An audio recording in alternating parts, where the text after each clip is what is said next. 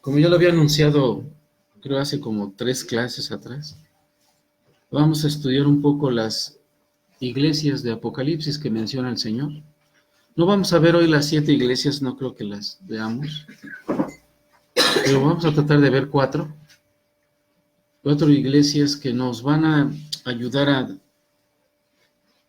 a ver cómo es que Satanás sí logra penetrar en ellas. Si alguien ha pensado que a lo mejor yo exagero o la pregunta es cómo es que lo hace, lo vamos a ver hoy.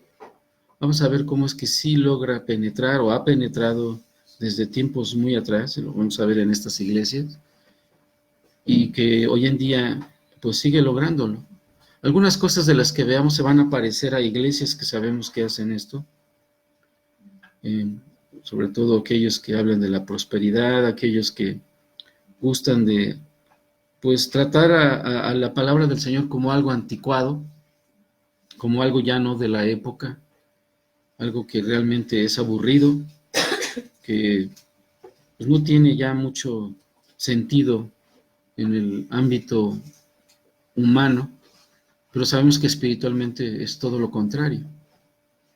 Así que, pues no tratando de decir tantas palabras y a la mera no decir nada, vamos a entrar directo al estudio y vamos a Apocalipsis 2. Vayamos al libro de Apocalipsis. Muy pocas veces iremos a otros libros.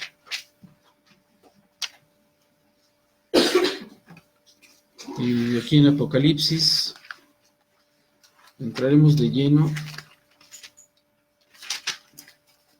para ver a estas iglesias.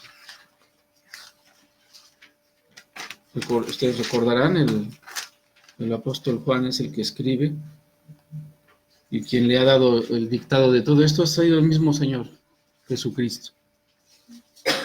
Ahora, vamos a ver a la primera iglesia, el versículo 2. A partir del versículo 2 la vamos a ver. Esta es la iglesia de Éfeso. La iglesia de Éfeso. Esta iglesia se encontraba rodeada de mucha inmoralidad. En esta ciudad de Éfeso se encontraba el templo de Diana, que era considerada en su época una de las 7 maravillas del mundo.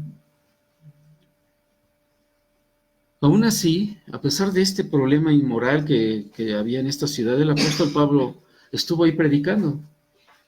Y como ustedes están viendo, pues logró formar o fundar una iglesia, la iglesia de Éfeso. En esta iglesia, el Señor permitió todas estas conversiones, y en esta iglesia hubo buenos predicadores que iniciaron. Obviamente el principal, ¿quién fue? El apóstol Pablo. Pablo fue el fundador de esta iglesia. Pero también estuvieron Apolos y Timoteo. Ellos estuvieron predicando ahí.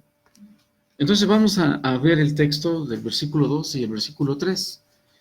Y vamos a ir analizando cosas interesantes que muestra y por qué es que Satanás ha logrado afectar a estas iglesias. Vean lo que dice, versículo 2. Apocalipsis 2:2. Yo conozco tus obras y tu arduo trabajo y paciencia, y que no puedes soportar a los malos, y has probado a los que se dicen ser apóstoles y no lo son, y los has hallado mentirosos, y has sufrido y has tenido paciencia, y has trabajado arduamente por amor de mi nombre, y no has desmayado. Vamos a detenernos aquí. Vamos a ver este texto. Aquí el verbo traducido conozco es un verbo que se llama en griego oida. Este verbo lo que refleja aquí en Apocalipsis 2:2 es el conocimiento, pero es un conocimiento divino. No es, ahora sí ya me estarán viendo algunos, no es un conocimiento simple, humano. Este es el conocimiento divino. En otras palabras, es la omnisciencia de Dios. Por eso él dice, yo conozco tus obras. Aquí las obras habla de ese trabajo que, que ha estado realizando esta iglesia, que es la predicación de su palabra. Pero ve lo que dice aquí en el 2:2, dice, yo conozco tus obras y tu arduo trabajo. El trabajo de esta iglesia era difícil. ¿Por qué creen que era difícil? A ver si alguien me puede decir. Yo hice una introducción. Las introducciones tienen un sentido importante. Es el contexto histórico de lo que está pasando en el texto.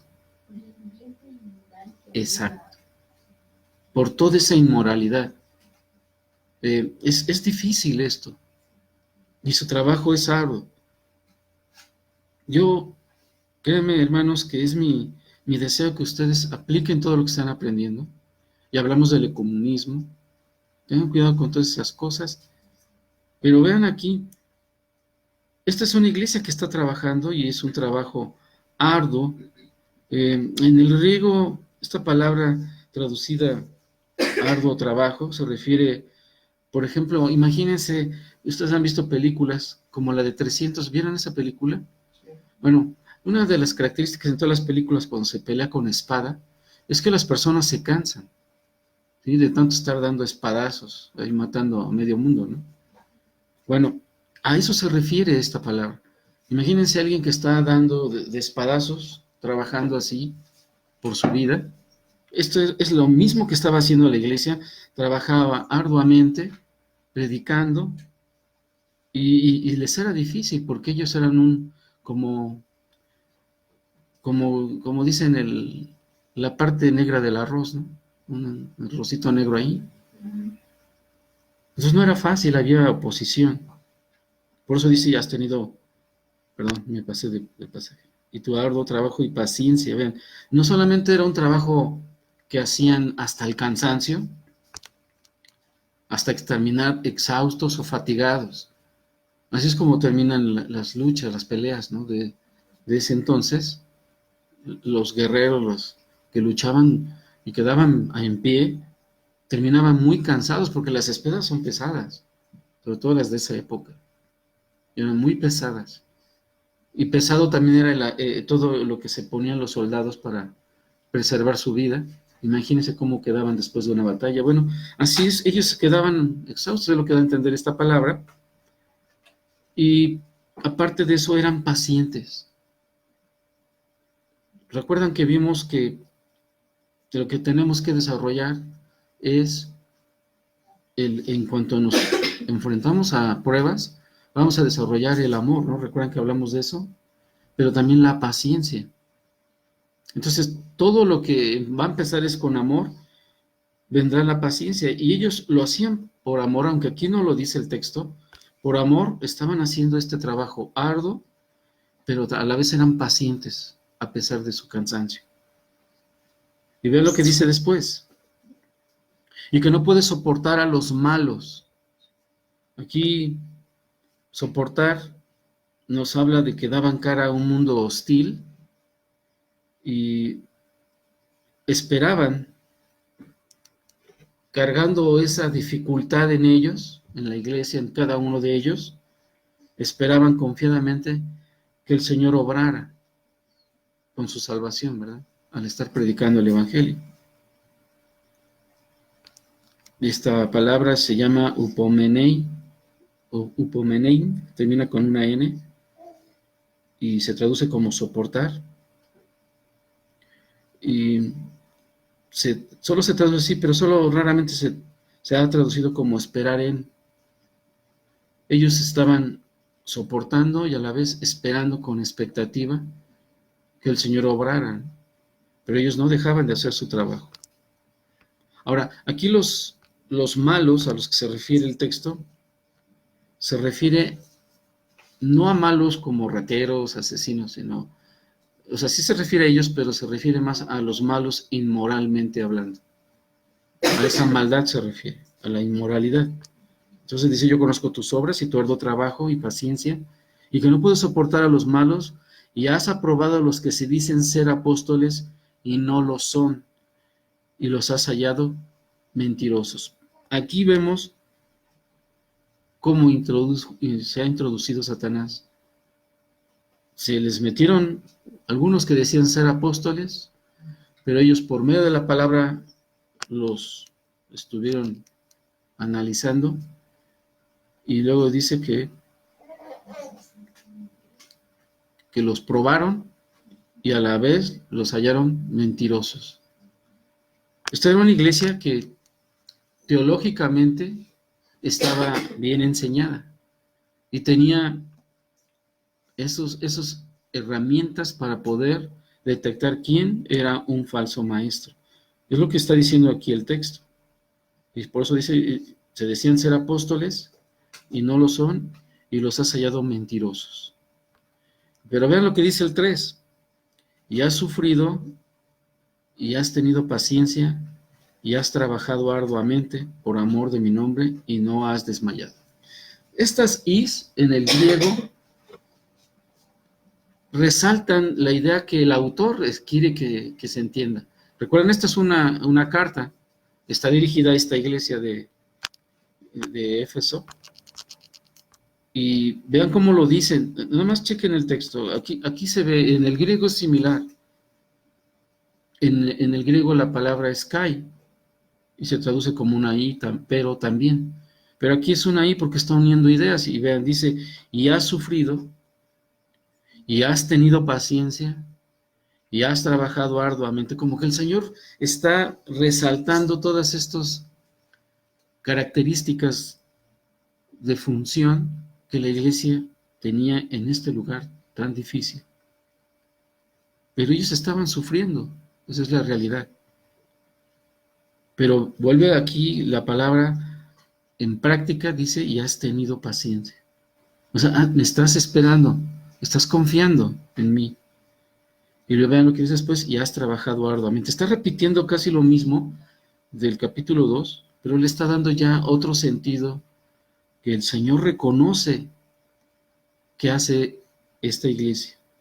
Y dice que lo hace por amor de mi nombre, y no has desmayado. O sea, seguían firmes en ese trabajo. Entonces, estos de los que se dicen ser apóstoles, habla de que la iglesia tenía discernimiento espiritual. Por medio de la palabra de Dios, ellos discernían y sabían cómo evaluar a estos hombres que afirmaban poseer liderazgo espiritual con base en su doctrina y su conducta. Si ustedes se preguntan, bueno, ¿y cómo podemos detectar a falsos maestros, falsos apóstoles? ¿Cómo los probó? Dice que los ha probado. Y has probado a los que te dicen, pero ¿cómo los probó? Por medio de su doctrina. Por ejemplo, la enseñanza que daban ellos, como los debería, la conciliaban con la palabra de Dios. Y si no checaba, los rechazaban. Eso es lo que está diciendo. Les voy a dar una cita para que la puedan checar después. Primera de Tesalonicenses 5, 20, 21. Primera de Tesalonicenses 5, 20, 21. O sea, así es como ellos probaban. Pero vean, hasta aquí todo va bien. Es una iglesia que ha sufrido, que ha trabajado. Una iglesia que tenía buena doctrina, en otras palabras, sana doctrina. Y esa sana doctrina les permitía tener el discernimiento para detectar a estos falsos maestros. Pero vean ahora el 4. Apocalipsis 2:4 dicen, pero tengo contra ti. Vean, hay aquí un problema en la iglesia.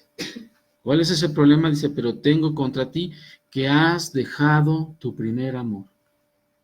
Algunos comentaristas, o tal vez ustedes hayan escuchado que habla del amor hacia Cristo, pero el texto no lo dice. Puede ser el amor hacia Cristo o el amor hacia los hermanos. El texto aquí en el versículo 4 no lo dice, pero el contexto nos puede dar la respuesta. Si le preguntamos, bueno, ¿de qué amor a quién? La respuesta está en el 5. Cuando le dice, recuerda, por tanto, ¿de dónde, qué dice? ¿De dónde has caído? y arrepiéntete y haz las primeras obras. Aquí están las primeras obras. Recuerden la conversión de ustedes. No necesitan ir a analizar la historia de nadie. La conversión de ustedes, cuando ustedes se convirtieron al Señor, ustedes empezaron todo en querer saber del Señor, ¿no? Y tal vez de estar en todos los estudios habidos y por haber. Y yo les preguntaría, ¿y sigue igual ahora? ¿Sigue ese amor, ese deseo de conocer más a Cristo? Actualmente tal vez algunos tengan poco tiempo, no lo sé, pero sobre todo los que tenemos más tiempo, esta es la pregunta que debemos hacer. Y esta es la respuesta de qué persona está hablando en el versículo 4. Eso está hablando del Señor Jesucristo. Entonces, quienes dicen que es el Señor Jesucristo, por el contexto es lo más correcto. Está hablando de ese primer amor, por lo que dice el 5. Por eso dice, recuerda, por tanto, de dónde has caído, o sea, en qué momento tú dejaste ya de interesarte amorosamente por mi palabra, y arrepiéntete, y haz las primeras obras, o sea, vuelve al principio. Pues si no, vean, si no, vendré pronto a ti. El problema entonces de la iglesia de Éfeso es que dejó de amar a su Señor. Hacían las cosas en un sentido ya más intelectual, más de una forma dura, pero correcta. O sea, todo lo que ustedes vieron al principio, trabajaban arduamente, eran pacientes, ¿verdad? Y aquí alguien me va a decir, a ver, aquí no checa algo, porque en el 3 dice, y has trabajado arduamente por amor de mi nombre y no has desmayado. Pero luego acá les dice, has dejado tu primer amor. ¿A qué se referirá? Bueno, ellos lo hacían por amor en el nombre del Señor, pero no hacían las cosas como cuando se convirtieron y las hacían por amor al Señor. ¿Sí me explico? Vuelvo a explicar. Cuando nos convertimos, nosotros quisimos predicarle a todos nuestros familiares y amigos por ese amor al Señor que nos perdonó a nosotros, que entendimos que nos perdonó siendo totalmente pecadores. Él nos ha perdonado. Y por amor a Él y por amor a su nombre también, las dos cosas juntas, predicábamos su palabra. Pero aquí los de Efesios, la iglesia de Éfeso, solo lo hacían por el amor al Señor, o el nombre del Señor. Predicaban porque era el nombre del Señor, pero ya no con ese amor de agradecimiento, con ese amor de que muestra que nos estamos humillando ante Él y reconocemos que sin Él no somos nada. Con esa clase de amor no se estaba haciendo. Eso es lo que les está diciendo aquí. Después, recuerda por tanto de dónde has caído y arrepiéntete y haz las primeras obras, pues si no, vendré pronto a ti. Aquí algunos, esta palabra, esta frase, vendré pronto a ti, algunos argumentan muchas cosas aquí. Puede ser escatológico, dicen algunos. Puede referirse exclusivamente a esta iglesia, que le está diciendo a esta iglesia, yo vendré a ti. Otros dicen que se está refiriendo aquí al líder de la iglesia, a los principales líderes. Y luego dice, quitaré tu candelero de su lugar, si no te hubieres arrepentido. Vean, arrepiéntete aparece 2 veces. Paciencia también aparece 2 veces. Y amor aparece 2 veces. Estas palabras nos están diciendo algo. El Señor les está dando el tiempo de arrepentimiento, que regresen a sus primeras obras de amor. Y si no lo hacen, dice, vendré pronto a ti. Como todo esto es escatológico, estamos en el libro de Apocalipsis. Está hablando de la segunda venida de nuestro Señor. Entonces, si el libro completo, estoy hablando del libro de Apocalipsis, es totalmente escatológico, o sea, va hacia el futuro, entonces podemos concluir que lo más correcto de entender aquí es que va a venir pronto, se refiere a la segunda venida. Y esta iglesia pagará por no haberse arrepentido aquellos que no lo hicieron, simplemente. Y luego vean, es raro aquí, pero después de que primero reconoce su trabajo, luego les dice que tiene algo contra ellos, vean lo que dice el 6, pero tienes esto, que aborreces las obras de los nicolaitas, las cuales yo también aborrezco, dice aquí el Señor. Entonces, aquí se está refiriendo a una herejía similar a la enseñanza de Balaam. Y nicolaita aquí significa el que conquista pueblo. Si no me falla ahorita la memoria, Nicol se refiere conquistar. Ita tiene otra terminación, no es esta, pero tiene otra terminación que se refiere a pueblo. Entonces ya juntos se llama el que conquista pueblo, o el que ha conquistado pueblo. ¿Ustedes saben de hablar de los padres de la iglesia? ¿Alguna vez han escuchado ese calificativo? Bueno, estos hombres son, les llama así, ellos son empiezan de los primeros, después de los primeros 100 años empiezan a aparecer. Hay muchas historias de diferentes padres que le llaman, ¿no? Eran católicos, pero algunos tenían una buena teología. Y Ireneo es uno de ellos. Y él escribe que su fundador fue el mismo Nicolás, que fue elegido junto con este Esteban. ¿Recuerdan a Esteban cuando lo eligen para que atienda las mesas? Dice el apóstol Pedro. Ahí en Hechos 6, versículos del 1 al 15, si quieren anotar, ahí aparece el nombre de Nicolás. Y dice que él siempre fue un creyente falso, que después se volvió apóstata. Elvis Carballosa, en un comentario, dice lo mismo que dicen muchos sobre Ireneo. El problema, él dice que Ireneo nunca dio pruebas de esto. O sea, no hay pruebas.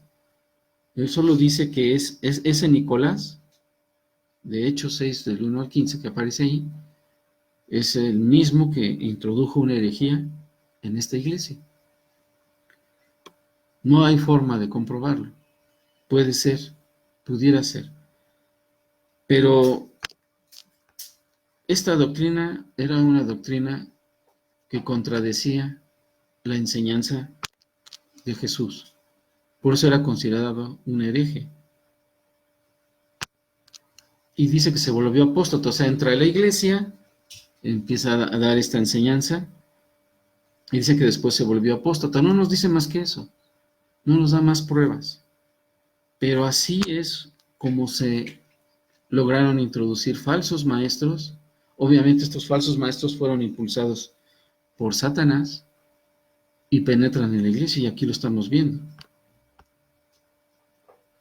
Entonces aquí vemos, número 1, el problema de esta iglesia de Éfeso, que es similar a muchas iglesias de hoy en día, es que dejan su primer amor.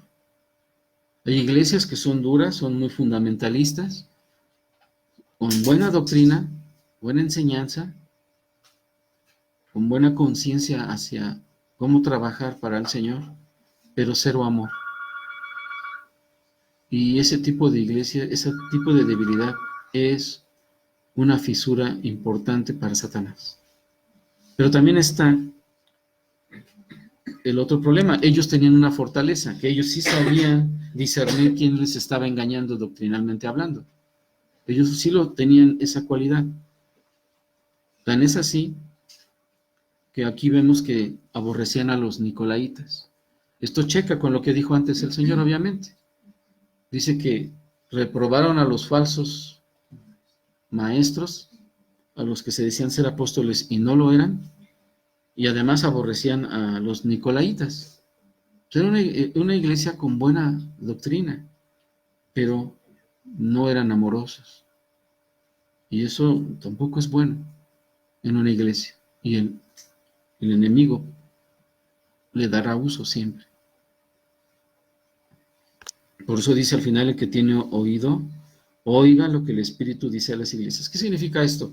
Significa que aquí, y este mensaje no es solamente para la iglesia de Éfeso, por eso dice: el que tiene oído, oiga lo que el Espíritu dice a las iglesias, no dice a esta iglesia.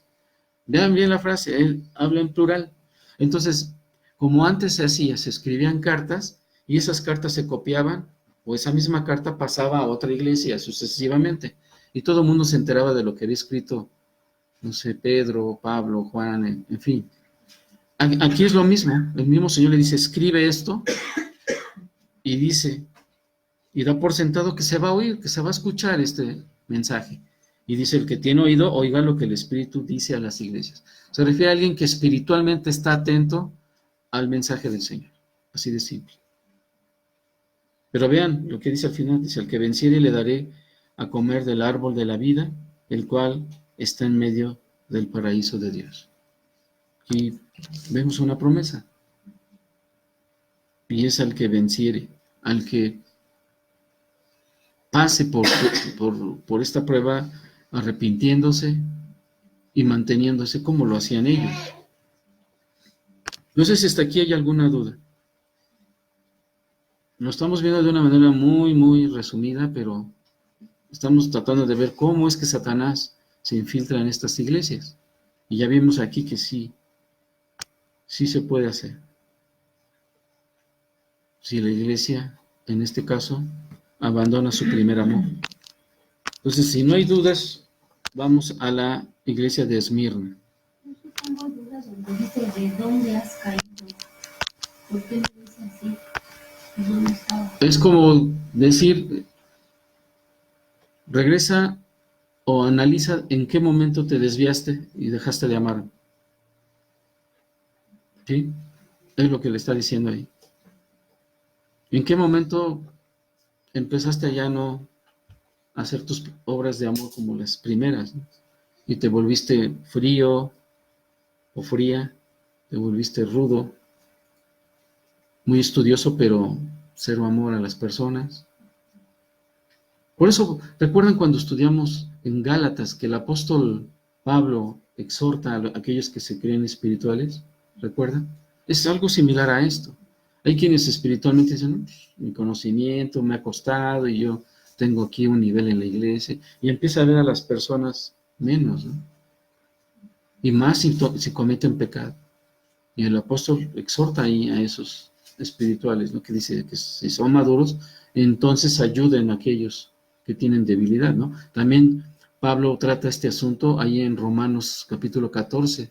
De hecho, eso ya se predicó en la iglesia, también está la predicación, la pueden estudiar. Y es algo similar a la pregunta, ¿no?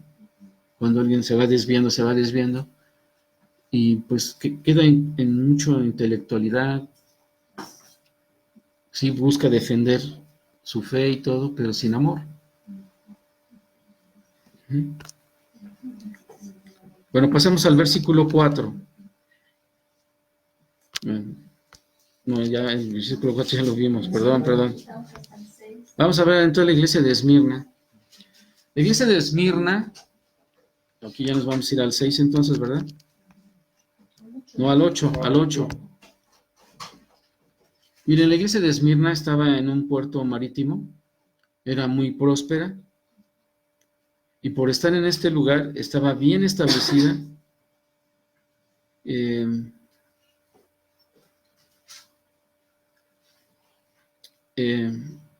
nombre de Esmirna, desde antes del cristianismo y hasta hoy, su nombre era Esmir, ahora es la actual Turquía. Y esta fue destruida en el año 600 antes de Cristo, pero fue reconstruida por Alejandro Magno. Por ejemplo, la imagen de ese famoso del Fénix, del ave legendaria que se levanta de las cenizas, se aplicaba a Esmirna. Perdón, ¿usted se puede destruir la ciudad? La primera, sí, Sí. Rin, Esmir, perdón, Esmir.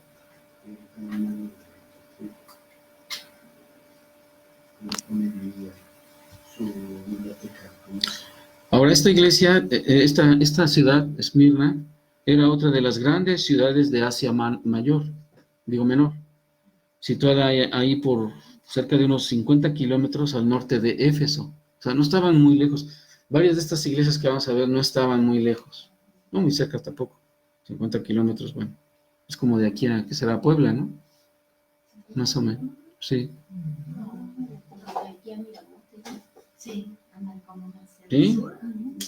Bueno, no, yo no soy bueno para los kilómetros. Nomás los acumulo, pero aquí en la... Bien, entonces estaba ahí al norte de Éfeso, estaba cerca de una bahía y por eso tenía un magnífico puerto. Y siempre fue fiel a Roma, esta ciudad, y ayudaban para luchar contra varios enemigos de Roma.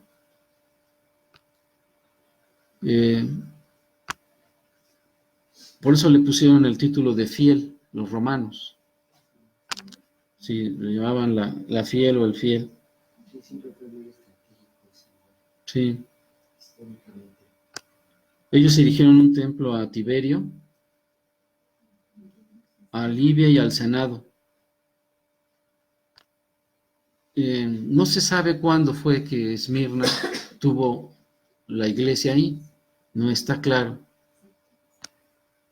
Tal vez por la cercanía con Éfeso, se piensa que por esa cercanía hubo alguna influencia.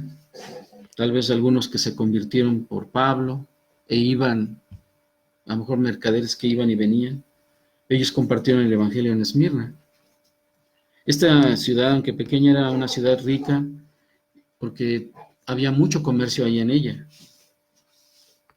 Y ahí habían muchos judíos. Esto es muy importante. Había muchos judíos. Y Esmirna era la única que pues se había levantado de esa destrucción. Se volvió a ser una ciudad importante. Por eso señalaba, ¿no? El nombre era uno y después se cambió una vez que fue destruida en el año 600 antes de Cristo. Y por ese puerto se hizo muy, muy importante esta ciudad. Pero veamos lo que dice ahora el Señor ahí en el versículo 8. Versículo 8. Dice, y escribe el ángel de la iglesia en Esmirna. Y vean lo que va a decir. El primero y el postrero, el que estuvo muerto y vivió, dice esto. ¿A qué se referirá?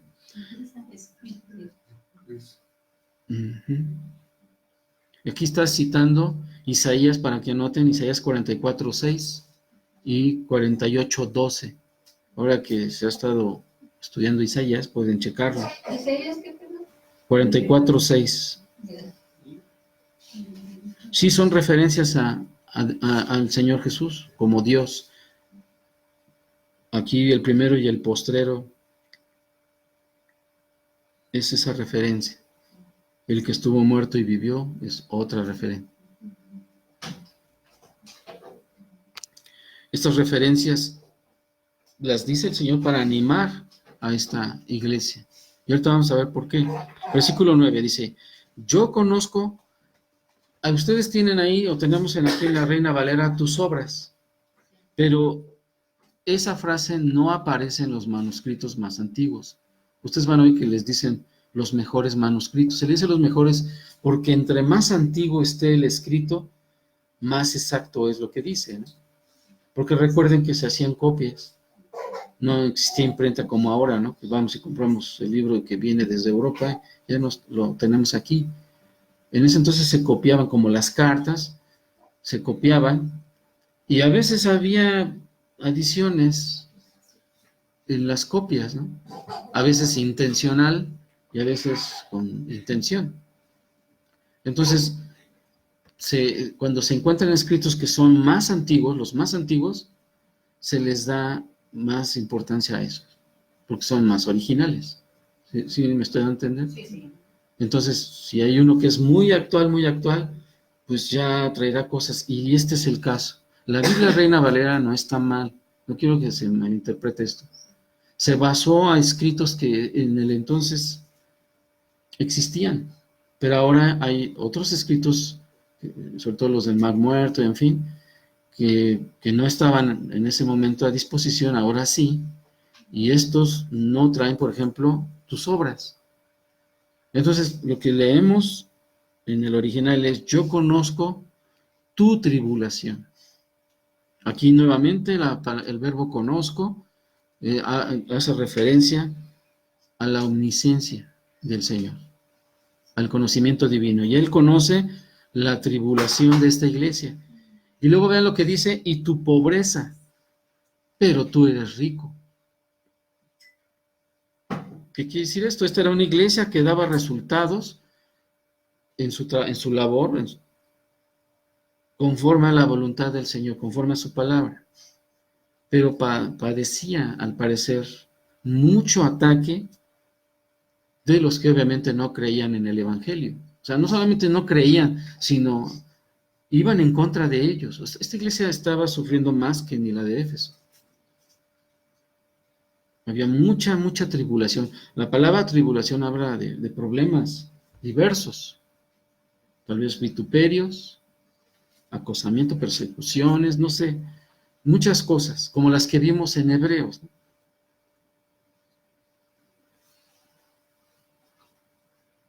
Y como resultado de todo eso, imagínense, estaban en una ciudad, por eso la introducción, era una ciudad aparentemente rica porque tenía un vasto comercio, tenía uno de los puertos más solicitados, entonces todos tendrían que tener una buena posición social, ¿no? Hablando en ese aspecto. Pero aquí el Señor sí habla de pobreza tal y como la entendemos. Pero dice: pero tú eres rico.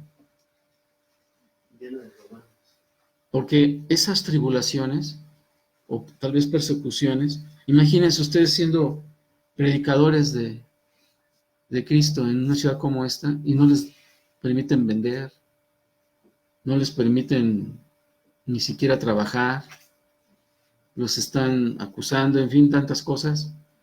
Obviamente, ¿eso a qué los llevó? A la pobreza. Eso es lo que está diciendo aquí. Vean, esto es tremendo. Pero dice: pero tú eres rico, se refiere al aspecto espiritual. Sí, en el aspecto material, esta iglesia, que sufría mucho, era pobre. Pero espiritualmente era rico. Y vean lo que dice después: yo conozco, algunos, ahí dice tus obras, pero ya vimos que no es así. Dice: yo conozco tu tribulación y tu pobreza, pero tú eres rico, y la blasfemia de los que se dicen ser judíos y no lo son, sino sinagoga ¿de quién? Aquí está ya, Satanás. Porque tal vez alguien de: oye, pero Satanás no viene ni siquiera nombrado en la iglesia de Éfeso. Pero vimos la fisura, la falta de amor. Aquí hay una sinagoga, dice Juan, sinagoga de Satanás, dice. ¿Por qué dice que sí ganó de Satanás? Porque número uno, sí es de Satanás. Número dos, estos que decían ser judíos y no lo eran, posiblemente o eran judíos que rechazaban la palabra del Señor, y lo que hacían era acusar a esos cristianos. De ahí que estos cristianos cayeron en pobreza, porque lo dice el texto.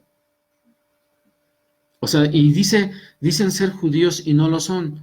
Bueno, hay un pasaje en Romanos, ahí Romanos 2:28, se los leo, anoten Romanos 2:28 y 29, para que chequen sus notas después. Y vean lo que dice Pablo, dice: pues no es judío el que lo es exteriormente, ni es la circuncisión la que hace exteriormente en la carne, sino que es judío el que lo es en lo interior, y la circuncisión es la del corazón, en espíritu, no en letra, la alabanza del cual no viene de los hombres, sino de Dios. Aquí Pablo se está refiriendo a que él está hablando de que nosotros somos adopción, los creyentes, que que no somos judíos. Pero él dice, pero ni ellos son del todo verdaderos judíos, porque el verdadero judío es el que lo es con una circuncisión en lo interior, ¿verdad? En otras palabras, es aquellos que han entendido que Cristo es su Salvador y lo proclaman. Entonces, regresando aquí a Apocalipsis, estos eran así, eran gente que no aceptaba la enseñanza del Evangelio, y no solo no la aceptaban, sino atacaban a estos cristianos, porque miren, la palabra blasfemia se utiliza así para todo lo que se hace en contra de Dios, pero también esta palabra blasfemia puede tener la aplicación, porque significa desamplio, de, ¿cómo se dice cuando se le acusa a alguien de cosas falsas? Calumniar. Tiene esa aplicación de calumnia hacia los cristianos. Esta no es una blasfemia contra Dios, ¿eh? Chequen el texto, dice, yo conozco tu tribulación y tu pobreza, pero tú eres rico. Y la blasfemia de los que dicen ser judíos y no lo son, sino sinagoga de Satanás. No está hablando de Dios, está hablando aquí de la iglesia. ¿De quién? De Esmirna. Entonces, estos que se decían ser judíos, pero no lo eran, también podían ser aquellos judíos que eran convertidos al cristianismo, pero por conveniencia de no ser perseguidos, se comportaban en un ataque contra los cristianos, porque les convenía, ¿no? Podrían ser también. Pero aquí dice que dicen ser judíos, y no lo son, sino sinagoga de Satanás. Entonces aquí evidentemente queda el ataque de Satanás a través de un instrumento que eran los que se decían ser judíos. Se convirtieron en eso, en un instrumento de Satanás para atacar a la iglesia. Yo creo que no veremos ni la tercera. Bueno, ¿voy muy lento, hermanos? Bien. Pues ya vimos aquí la evidencia. Ahora, aquí el Señor señala eso, como le dije, ya le cité Romanos 28. Ahora, ¿por qué se dice que los judíos, o por qué dije que los judíos son instrumento de Satanás? Veamos el versículo 10. Vean lo que dice. Dice el Señor, no temas en nada lo que vas a padecer. Vean lo que está diciendo. El Señor le está diciendo, tú, Esmirna, vas a padecer. Esto es muy importante, ahorita lo retomamos. He aquí, ¿qué dice? ¿Quién? El diablo echará a algunos de vosotros ¿a dónde? En la cárcel, para que seáis probados y tendréis tribulación por 10 días. Yo les decía, esta blasfemia no es contra Dios en sí, sino eran injurias, eran cosas contra estos cristianos. Y aquí nos lo dice el 10. Ellos, Satanás, los usa como su instrumento para echarlos a la cárcel. Dice, para que seáis probados y tendréis tribulación por 10 días. Aquí el Señor está confortando realmente a la iglesia, aunque no lo crean. Porque en su soberanía Él podría detener este ataque, ¿no? Sí podría hacerlo, pero no lo va a hacer. Les está diciendo, vas a ser atacada. Vas a padecer por 10 días. Hay comentaristas que señalan que estos 10 días a lo mejor no es literal, que se refiere a algo tal vez del futuro, pero no, estos 10 días son literales. Solo va a ser un poco de tiempo. El doctor Evis Carballosa, él da 5 motivos por los que el Señor permite que este sufrimiento llegue a la iglesia de Esmirna. Y este sufrimiento puede estar pasando en varias iglesias hoy en día. Piensen en eso, ¿eh? Estamos hablando de algo escatológico. Vean, les voy a dar los 5 motivos. Digo, los 5 motivos, dije bien. Ya había dicho 5 motivos. ¿Ok? que cita el doctor Evis Carballos en su comentario de Apocalipsis. De ahí lo tomé. No recuerdo la página, debía haber dicho página, pero bueno, ahí lo van a encontrar. De seguro ahí está, en las primeras páginas, ¿no? Está obviamente cuando habla de Apocalipsis 2. La primera, él dice que es hacer que buenos cristianos sean mejores. O sea, estas tribulaciones que iba a vivir la iglesia, los iba a hacer mejores. Iban a mejorar en su amor, como lo que le reclama el Señor a la iglesia de Éfeso. Ellos seguían manteniendo su primer amor. Bueno, los iba a hacer mejores. Confiar en Dios. Salud. Segundo motivo, dice que también les iba a ayudar a disciplinar a cristianos que se han apartado. Esta tribulación iba a disciplinar a cristianos que se han apartado. ¿Sí? Tercera. Así lo dice él, manifestar el poder guardador y la gracia de Dios. Manifestar el poder guardador y la gracia de Dios. Sí, porque no está diciendo que la iglesia va a ser exterminada, solo dice que va a tener una tribulación por 10 días.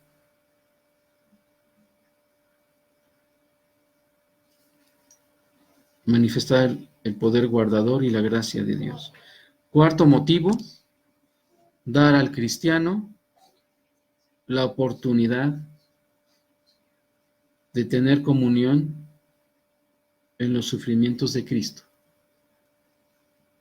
Dar al cristiano la oportunidad de tener comunión en los sufrimientos de Cristo. A mí me ha tocado conocer a hermanos que realmente están en una situación de pobreza muy fuerte y son personas que me han sorprendido porque aman mucho al Señor, hablan con amor y todavía hasta se preocupan por uno.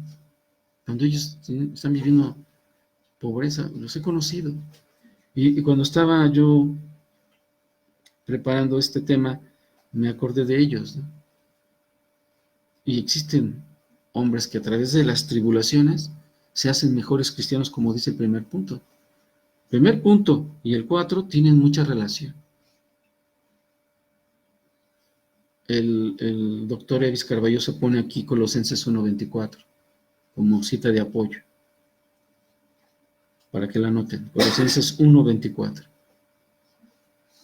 Y el quinto motivo, yo más quiero comentar algo. El doctor Ives Carballosa está analizando el libro de Apocalipsis, está en la escatología de ese libro, ¿verdad? No está en el tema que yo les estoy dando, pero vean lo que dice su quinto punto: derrotar a Satanás en su propio juego. Ese es el quinto punto. Él tiene esta visión a través del análisis de la palabra. Por eso lo tomé. Derrotar a Satanás en su propio juego. Sí, porque Satanás estaba atacando a la iglesia. ¿Recuerdan en el estudio de Hebreos? A ver si se acuerdan, les voy a leer rápidamente Hebreos 10:34 al 36. Y nada más vean lo que dicen y cómo parece similar a esto. Dice, porque de los presos, les está diciendo a los hebreos, de los presos también os compadecisteis, y el despojo de vuestros bienes sufristeis con gozo, sabiendo que tenéis en vosotros una mejor y perdurable herencia en los cielos. No perdáis, pues, vuestra confianza, que tiene grande galardón, porque os es necesaria la paciencia, para que, habiendo hecho la voluntad de Dios, obtengáis la promesa. Tiene mucho que ver, ¿no? Es impresionante. Tal vez, posiblemente, basado en esto, en una iglesia así, no sé. Pero sí habla de una promesa, y regresando a Apocalipsis, la promesa es esta: sé fiel hasta la muerte. Es lo que les está diciendo, ¿eh? Ya les dijo, vas a sufrir. Aquí dice, sé fiel hasta la muerte, y yo te daré la corona de la vida. El Señor está hablando de cosas mejores. Las mismas que señala también Hebreos, hay cosas mejores en los cielos. no las riquezas de aquí. Nosotros estamos impregnados desde que tenemos uso de razón, de que tenemos que buscar, como decían en civismo, satisfactores. Tal vez ya no se usan estas palabras ahora en la escuela de hoy en día, pero a mí me hablan de los satisfactores en la materia de civismo. ¿Qué significa? Que nos creamos cosas para satisfacernos a nosotros mismos. Nos creamos la necesidad de un nuevo celular, ya salió la nueva versión, hace más cosas, tiene menos errores, etcétera, y la anhelamos. ¿Por qué? Porque ya es un satisfactor que ya tenemos en nosotros. Pero el Señor aquí habla de cosas mucho mejores. Por eso dice, sé fiel hasta la muerte, y yo te daré la corona de la vida. No significa que todos van a morir, pero dice, sé fiel hasta la muerte. Si eso va a pasar, hasta ahí, sé fiel. Y antes de eso, sé fiel. O sea, en otras palabras, siempre ser fiel. ¿Sí? ¿Podría repetirme el punto 4? El punto 4. Dar, sí, al cristiano la oportunidad de tener comunión. Dar al cristiano la oportunidad de tener comunión en los sufrimientos de Cristo. Colosenses 1:24 es la cita. Entonces, vuelve aquí el Señor a decirnos, regresando a Apocalipsis 2:11, el que tiene oído, oiga lo que el Espíritu dice a las iglesias. Bueno, volvemos a escuchar en plural. Esto es no solo para la iglesia de Esmirna, sino para todas las iglesias. Y luego dice, el que venciere no sufrirá daño de la segunda muerte. Que ya veremos más adelante en Apocalipsis, para quien quiera seguir en Apocalipsis, veremos a qué se refiere esto de no sufrir daño de la segunda muerte. Obviamente esto es escatológico. ¿Y apunta a dónde? Si es escatológico, ¿apunta a qué? No, antes. Antes de la tribulación, ¿qué hay? ¿Y el rapto qué es? ¿La qué? La segunda venida. Ahí es donde está hablando de eso. Porque si nos vamos a Tesalonicenses 4, 1 Tesalonicenses 4, nos habla de que nos resucitarán primero los muertos y los que estén pues vivos así pasarán. O sea, puede ser que no sufra daño de la segunda muerte. Serán salvos, en otras palabras, ¿no? Por eso dice, el que venciere no sufrirá daño de la segunda muerte. ¿Estará con el Señor? No pasará, ¿por qué? Por lo que dijeron que después de la segunda venida que viene, la tribulación. No va a pasar por ahí. Bueno, hermanos, ya me ganó el tiempo. Son 7 iglesias, vamos 2. Y vamos a ver 4, pero Vamos a la mitad. nos quedamos ni siquiera así, ni a la mitad siquiera. Pensé que yo lo iba a hacer rápido, pero creo que hoy venía muy lento. Vi que algunos estaban durmiendo. No, no es cierto, no.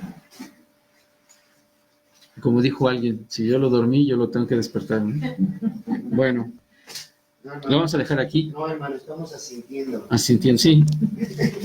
Están reflexionando profundamente con sonidos indecibles, ¿no? Bien. Vamos entonces a dejarle hasta aquí y terminamos nuestra transmisión también.